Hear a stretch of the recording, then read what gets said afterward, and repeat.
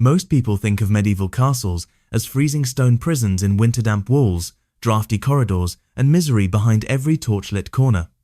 But what if I told you that life inside these ancient giants was far more curious, even genius?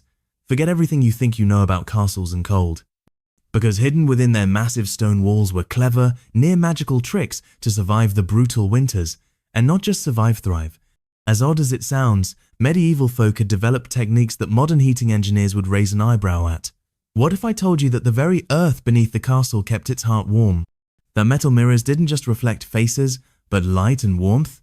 And that a simple crack in the wall could hold more than just a chilly breeze could, believe it or not, help generate heat? Keep watching, because by the end of this video, you'll see these castles in a way you never imagined. And if you enjoy this kind of deep dive into forgotten knowledge, make sure you tap that subscribe button right now so you don't miss what's coming next. Now, beneath all that majestic stonework, under the flags and tapestries, lies a secret world down in the cellars, past the storerooms and the old wine vaults, deep in the earth. And here's the strange part. Those damp-looking basements weren't always the coldest part of the castle. In fact, they could be warmer than the icy halls above. You see, from just a few meters below the ground, the temperature becomes surprisingly steady all year round. It's the Earth's own natural warmth, quiet heat rising from below. This meant the lower chambers weren't just for storing wine or salted meat. They were shelters, especially during the cruelest nights when even thick stone walls couldn't keep the wind from slicing through the upper floors. Lords, servants, Soldier 7, the elderly and sick would retreat underground, where the earth's steady warmth offered protection from frostbite and bitter winds. And it wasn't only about comfort. In times of siege, these lower chambers could be the difference between life and death. Supplies stored here lasted longer, didn't freeze or rot, and kept the castle going through the longest, darkest months. But here's where it gets fascinating. Some castles were built near underground hot springs or subtle geothermal vents, and medieval builders without thermometers or heat maps seemed to know. How? No one can say for certain, but they carved out vertical shafts, hidden in plain sight, cleverly funneling warm air up into living quarters. These weren't grand fireplaces or roaring furnaces. They were silent currents of rising warmth built into the very bones of the castle. Some were even disguised within chimneys or air vents, mixing with smoke or steam. Primitive heating, yes, but remarkably effective. It's as if the builders shared a quiet understanding with the earth, working with its rhythm rather than fighting against it. The kind of connection we've mostly forgotten in the age of radiators and thermostats. But wait, because we're just getting started. What about water when snow refused to melt and rivers froze stiff? How did castles keep a steady supply flowing without modern plumbing? The answer might just blow your mind, and it's coming up in the next part. So make sure you follow and subscribe right now, because the next chapter will take us even deeper into these forgotten worlds of genius and survival. What if I told you that some castles held secrets not just in their walls, but in their wells? These weren't ordinary pits for drawing water. Hidden deep below ground level, they collected moisture from the very breath of life within the castle, gathering condensation from the air exhaled by people, animals, and even the steamy kitchens. Ingenious, really. These weren't just man-made structures, they were part of a quiet science, passed down like whispers through generations, a kind of secret survival code. In the heart of wealthier castles, you'd also find something even more surprising: sheets of gleaming metal, not for vanity, but for heat. Polished copper, tin, even silver surfaces, all expertly positioned near narrow windows or set into alcoves, designed not just to reflect a knight's armor or a noble's pride, but to capture and direct what little sunlight winter could offer. These reflective panels created tiny pockets of warmth, barely perceptible, yes, but enough to warm frozen hands, to light up a quiet workspace, or to lift a soul drowning in the grey weight of winter. And when the day was at its darkest, this sliver of sunlight felt like a divine gift, a glimmer of gold on stone. Make sure you're subscribed if you're intrigued, because the deeper we go, the stranger it gets. Now picture this: a quiet forest, mist swirling low. A guard walks alone at night. Suddenly, ahead of him, the glow. Not fire, not torchlight, something else entirely. A faint greenish-blue shimmer pulsing from a rotten log. It was called foxfire, a ghostly light born from decaying wood, where bioluminescent fungi had made their home. No flame, no heat, but there it was, soft, surreal, and visible even in the pitch dark. These eerie glows became a lifeline in the wilderness, helping hunters find their way back. helping lone watchers see where they were going. And yes, some clever folk even brought bits of glowing timber back into the castle, placed in nurseries as gentle nightlights. Used in corridors where candles were a risk or a luxury. These small glowing miracles didn't just light a path, they calmed fear. In a world without electricity or batteries, this was nature's silent torch. A living whisper in the dark. This was the kind of magic medieval people lived with, and it wasn't always about light or heat. Sometimes, the greatest battle was against damp, the silent enemy. Stone may look strong, but it soaks up cold like a sponge. The air inside castles, packed with smoke and breath, quickly grew stale and wet. Moisture clung to bedding, dripped down walls, crept into boots and bone. To fight it, castles were built with clever little vertical channels hidden inside thick stone walls. These weren't chimneys. They were silent air shafts carefully placed, often barely visible. They worked with simple physics. Warm, wet air inside rose, and dry, cold air from outside slipped in to take its place. It was a slow, steady circulation, keeping mold and rot from spreading, making life inside just a little more bearable. It was a kind of breath-a-lung for the building. And it worked, quietly, day and night. You see, every stone in these castles wasn't just laid for strength. It was part of a system, an unspoken harmony between architecture and nature, between survival and intuition, and we've only just scratched the surface. Because next, we're going to look at something so bizarre, so unexpected, that it borders on legend. A fungus believed by some to be both food and fuel. A humble mushroom at the center of a winter ritual. So if you haven't already, hit that follow button and subscribe right now, because what's coming next is nothing short of astonishing. Inside the towering walls of a medieval castle, where warmth was rare and cold was constant, survival wasn't just about heat, it was about control. Not of temperature, but of moisture. Damp air could do more damage than a blizzard. It crept into every chamber, soaked into fabric, and warped the very beams holding the place together. But the ancient builders knew this. They didn't need scientific diagrams to understand that a place with no airflow was a place where rot and disease would thrive. So, they created what could only be called the hidden lungs of the castle narrow channels, discreetly carved into the stone, running silently from the depths of the fortress to its highest towers. These weren't for smoke. They weren't even built for warmth. They were there to breathe. A steady current of air, nearly invisible, moved through these stone arteries.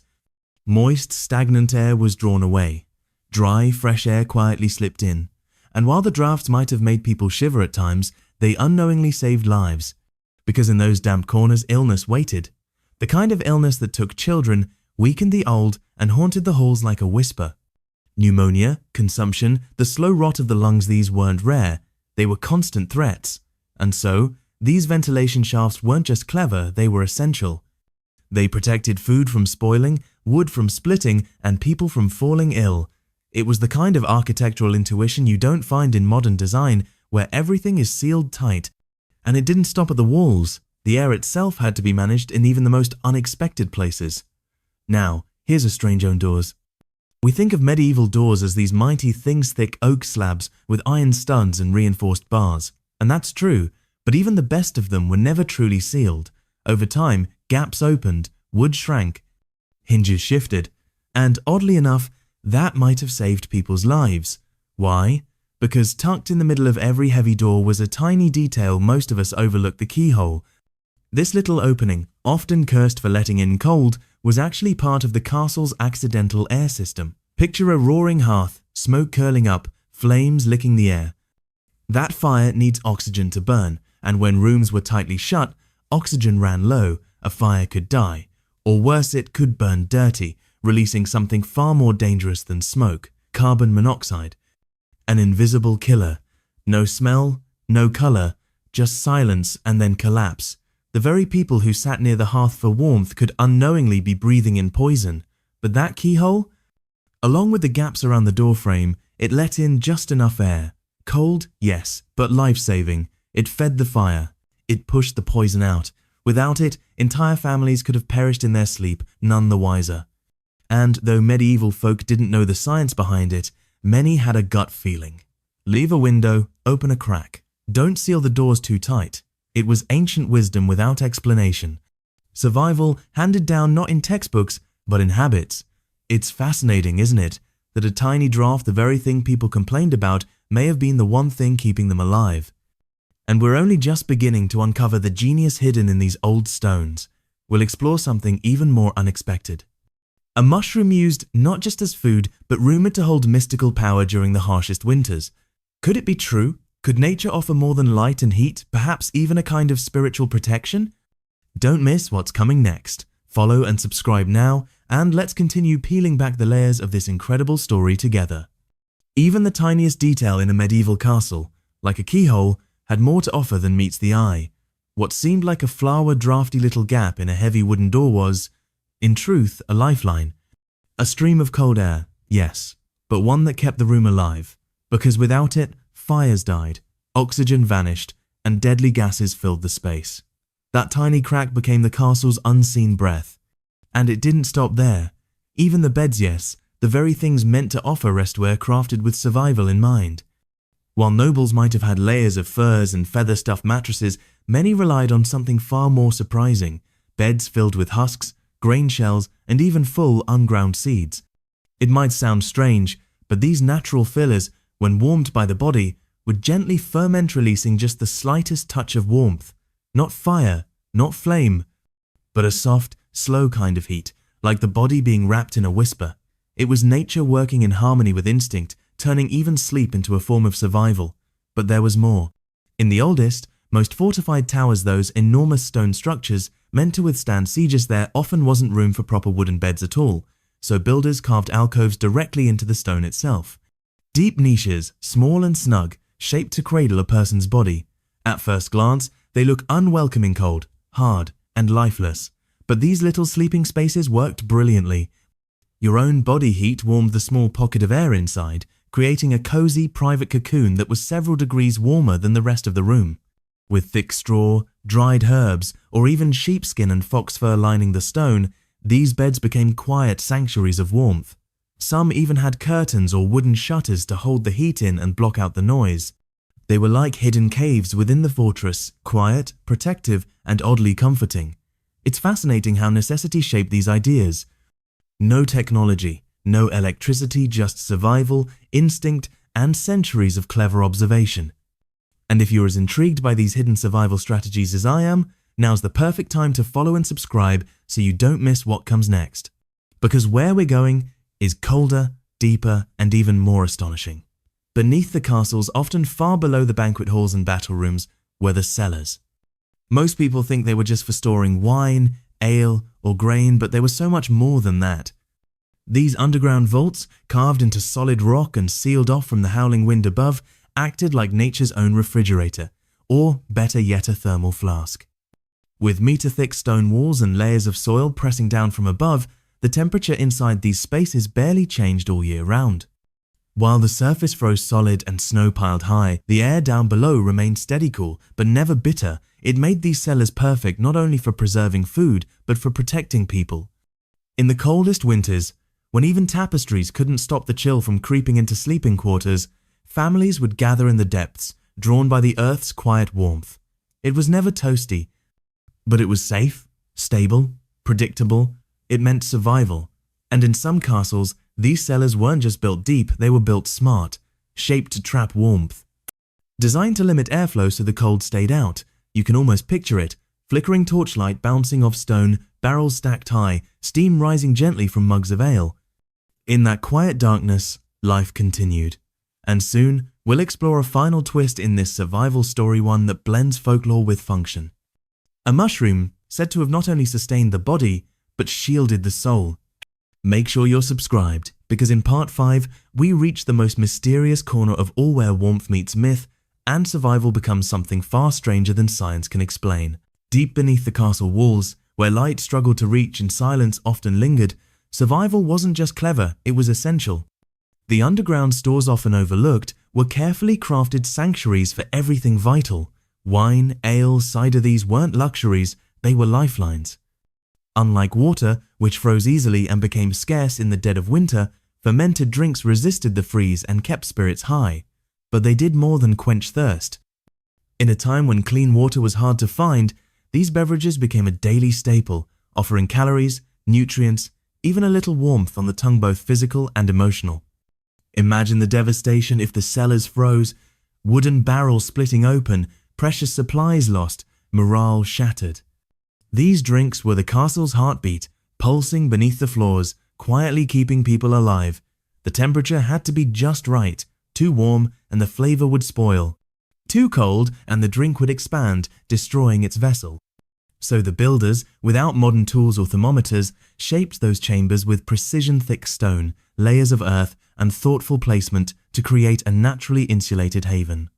They didn't just build for storage, they built for survival. And speaking of survival, sometimes the line between medicine and myth blurred in the most extraordinary ways. In the darkest months, when illness spread and hope was thin, the air itself was treated with care. You see, castles weren't just full of smoke from hearths and torches. They were deliberately infused with scent smoke made not just from wood, but from herbs. Fragrant branches of rosemary, sage, thyme, lavender to calm the nerves, juniper berries to cleanse the air. These were burned slowly, carefully, their smoke curling through corridors and chambers, not for decoration, but for health, for protection. In the Middle Ages, people believed disease came from bad airville vapors, so they fought it with perfume and smoke, rituals passed down through generations. And while their beliefs weren't based on science as we know it, the results were often spot on. The plants they used had real antimicrobial properties. They kept infection at bay, chased off insects that carried disease, and brought a sense of peace to a chaotic world. That scent sharp, earthy, almost sacred meant something deeper. It was comfort. It was healing. It was hope.